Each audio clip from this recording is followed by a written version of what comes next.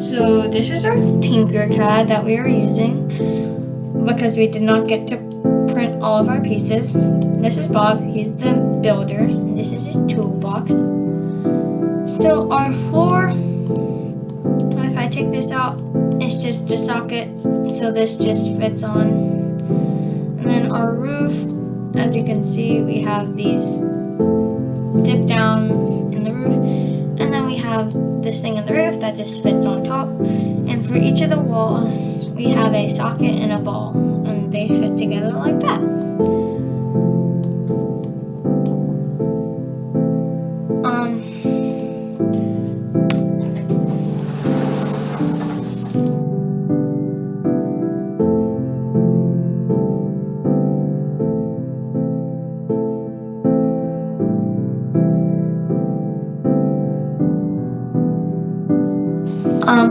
So that's basically our whole house design. So we printed everything but the roof, and so we couldn't do anything else with it. But this is what it looks like. Thank you. Bye.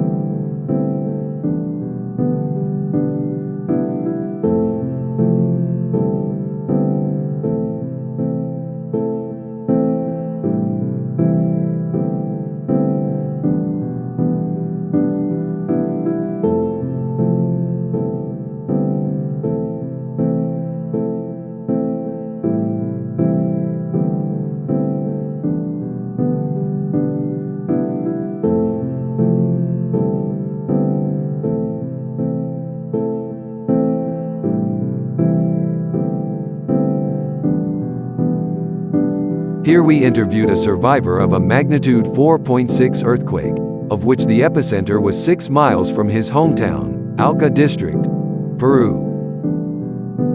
Hello, you're on ABC Live with David Muir.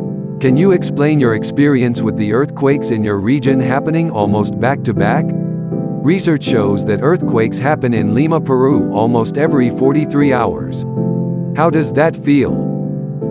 I feel horrible. I have lost loved ones in my home. Now I just live in an apartment because they are more replaceable than a house. I'm thinking about moving out soon, maybe to the Americas. I hear there aren't as many earthquakes in the place Americans call Oklahoma. That is a very grave experience. What is the government doing to prevent this crisis? They are trying, but they aren't doing enough.